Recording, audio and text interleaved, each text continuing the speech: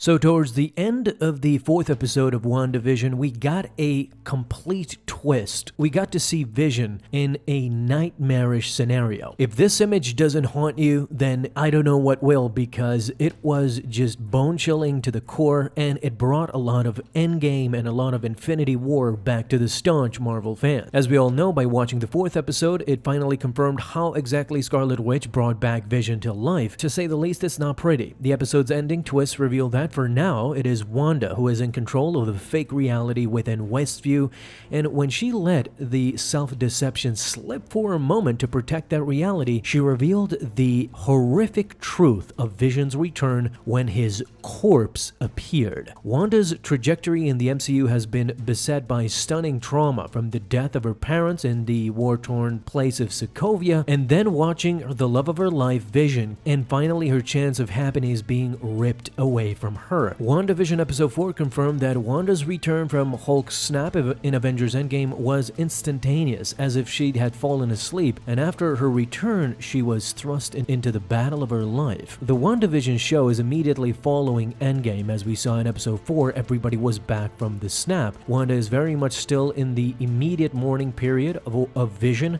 so her trauma is still very fresh, which appears to be why she's built a fake reality around her to hide from the truth. So WandaVision Episode 4 explains how Wanda expelled Geraldine, now to be revealed Monica Rambeau, from Westview after she unwittingly joined the quote-unquote cast of Scarlet Witch sitcom projection. It also revealed the extent of Wanda's control of her own environment, suggesting that she is able to snap out of this fake reality to deal with threats that would put Project in danger. This of course happened when Monica mentions Ultron and Pietro's death. Wanda immediately recognizes the threat, reveals she can turn back into herself, albeit a darker and more twisted version. She kicks Monica out of the bubble, but before she was able to pull the magical mask back up, Vision returns home and she sees him as a reanimated corpse, hinting that he is in fact dead, and Wanda is using his body as a puppet. Now, the revelation that Vision is dead did not really surprise a lot, but the idea that she is reanimating a dead corpse just to serve her fake reality is something that confounded all fans. This confirms that Vision is not really a projection, and Wanda is effectively piloting his dead body to fulfill the fantasy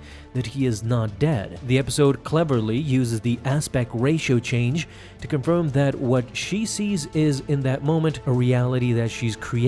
By sticking to the wide aspect and not pulling it into the windowed view of the sitcom, which is 4:3, WandaVision offers the clue to the audience of what they're watching. At that moment, it becomes horribly clear that Wanda is never going to be able to give up the ideal Westview, her fake world basically. She stands to lose too much, which is why she's so easily able to slip back into that fantasy. We know from the Winter Soldier post-credit scene that Wanda's powers extend to telekinesis. She can manipulate matter, which would allow her to puppet Vision's corpse. This puppet corpse of Vision was obviously retrieved from where Vision fell in Wakanda, and a scrapped Endgame post-credit scene would have shown Scarlet Witch opening Vision's body bag to add to that idea. Obviously, that would have spoiled the central mystery of WandaVision, as well as blunting the impact, and on top of that, the very fact that Wanda hasn't been able to use her powers to fill the hole in Vision's head suggests that even she has her limits. Perhaps this magic requires her to face the truth a bit too much. You see, in this episode, we understood that while Wanda may claim that she is in control, her emotions are clearly guiding her, and her grief in clouding her judgment. As Monica found out, any threat to peeling back her fake reality permanently will result in some violent responses. So, a crazy episode to say the least. We'll be making a lot more episodes as the week goes along, but guys, tell me down below, what do you think about episode 4 and finally getting a peek behind the scenes of what's happening in WandaVision. Guys, thank you so much for watching. If you enjoyed, leave a thumbs up down below, subscribe for dailies. Now you can have an awesome day, boys and gals, and I'll see you in the next video.